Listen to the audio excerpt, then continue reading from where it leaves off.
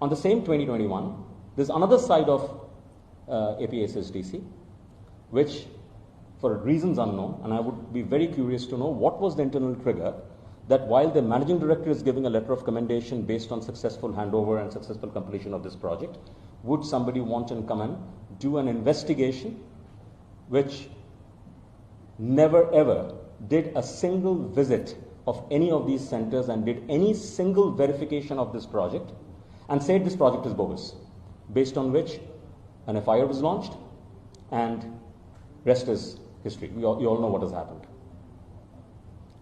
This is a big mystery because it's pretty much like the analogy that I want to give is that you are investigating how a murder was done, how a person has been killed, etc., etc. When the person who's supposed to be murdered is actually standing out over there. The person is actually standing out over there and you are investigating how he was murdered, where is the weapon, etc. It intrigues me. I'm not a lawyer. I'm a professional. But it intrigues me that without even first, there's an Aesop fable that if the crow says that your ear has been taken, the first thing that you should do is put your hand on the ear and see if your ear has been taken. Don't run after the crow.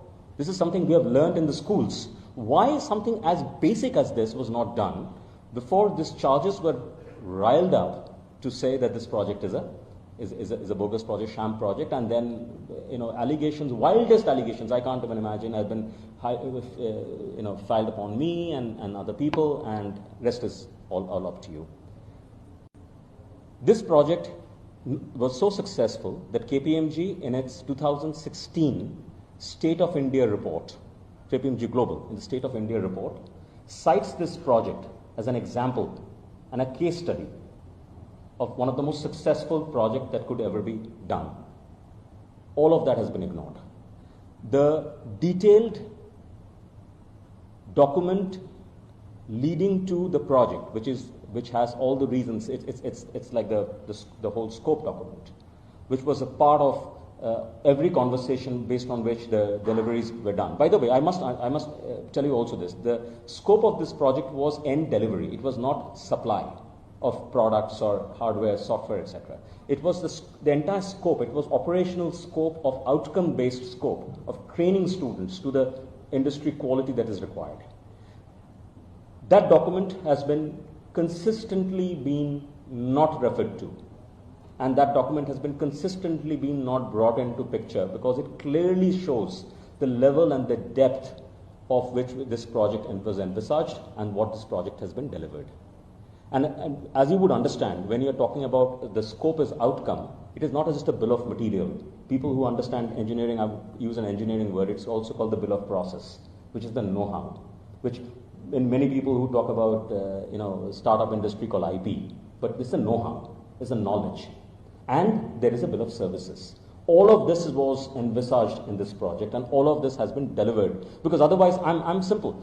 Look at the end result. If the end result is what it is in front of you, and the infrastructure that was used to deliver that is in front of you, that's what the project speaks about itself. And I can always say that this project, and as Siemens, the company that I led and I worked with, we led this project successfully with our partners and our ecosystem. There were hundreds of partners and ecosystem players who were engaged in delivering this project, and this project was done absolutely successfully. Sir, again, this is a conjecture. Okay, I think the best place for this conjecture to get discussed and found out is in the courts. They have failed to produce a single evidence of this matter in the courts in the last 2.5 years. Statements are very easy to make. Truth is truth. If anybody believes, and if I would find my organization coming in front and saying that this has been done, I would like to challenge them. I would like to, but I'm sure Siemens wouldn't say this. I'm pretty sure they haven't done this. Number two is what is a shell company? A company which is functioning, companies which has employees, the company which is paying salaries, the company which is paying its benefits, the company which is paying taxes. These are all shell companies. One day suddenly somebody says they're shell companies. So I may also as well say that you guys don't even exist. Does that make it truth? Any more truth than you saying that I didn't exist over here?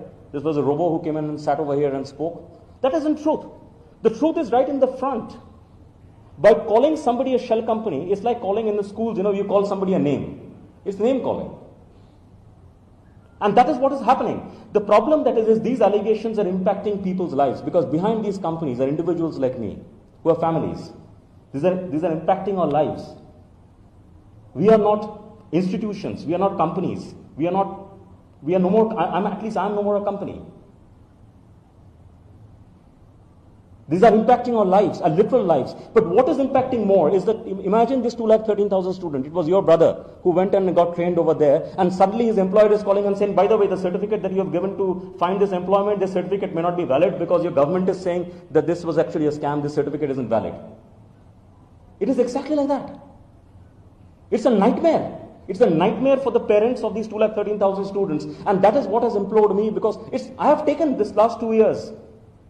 You separately go and talk to my family and you will understand what has happened to them. But I'm not calling for sympathies, but I'm saying, please do not put the 213,000 people who got trained over there below a bus. These allegations are impacting lives.